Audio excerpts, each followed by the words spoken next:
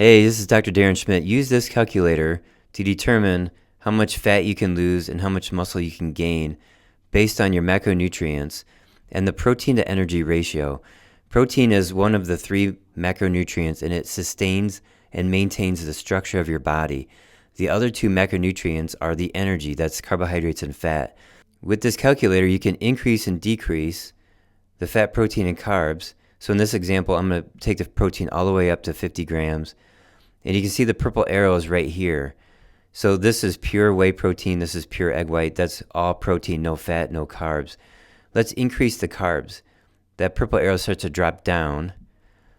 And the green area is fat loss, and the red area is fat gain.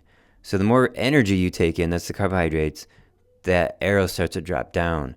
Add in some extra fat, and now it's down to here in the fat gain area.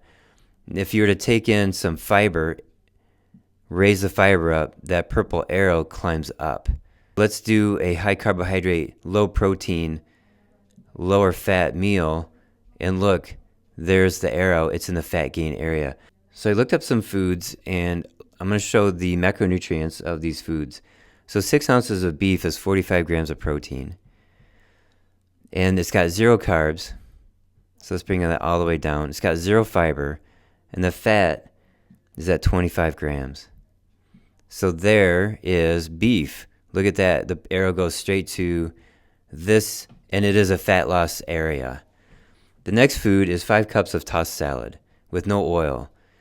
So the protein is 2.6. It's very low. We'll make it 3. The fat grams is 0.4. We got to round it down to 0. The carbohydrates are at 5. And the fiber is at 3. So there's that purple arrow, and it's that cruciferous vegetables. Now the purple area here, that's maintenance. So 5 cups of tossed salad will help you lose weight. The question too is satiety. How long can you go between meals without food? And 5 cups of salad is not very satisfying as compared to ground beef or a steak. The next food is whole wheat pasta. So whole wheat pasta has 8 grams of protein in it. The fat grams is at 2.4. The carbohydrates are at 34. And then the fiber is at 6. So there's that purple arrow. It's in the brown section, the potatoes, whole grains, and nuts. Fat gain. So whole wheat pasta will make you gain weight because there's too much energy, fat and carbs, relative to the protein. How much energy does your body have to swim through to get to the protein to maintain the structure of the body? Now I came up with 2 examples of meals. The first meal is 5 ounces of salmon, 6 stalks of asparagus, 2 cups of tossed salad with 2 tablespoons of olive oil, 1 slice of rye bread, and then half a cup of cake with fruit. The protein is at 43. The fat grams is at 42. The carbohydrates are at 34, and the fiber is at 5. So the purple arrow goes here because the carbohydrates are too high with the cake and the rye bread. The last meal I want to show you is iceberg lettuce, chia seeds, sauteed vegetables, and gyro meat. This has 41 grams of protein, 35 grams of carbs, 69 grams of fat, off the chart. Fiber's at 35. And the purple arrow is right here at maintenance. Gyro meat is surprisingly fatty.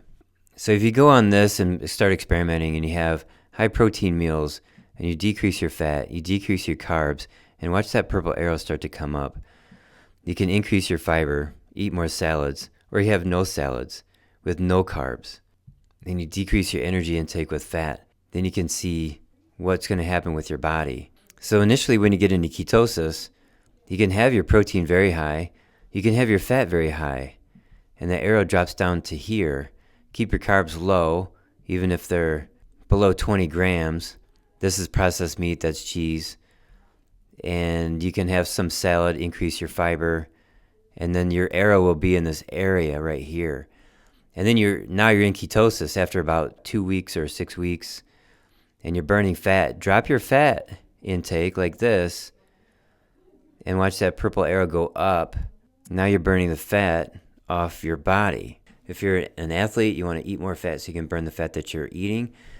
And if you've been storing fat for many years and you want to get rid of that off your waist or off your hips, then you decrease the fat in your meals and your body starts burning the fat that you're carrying around.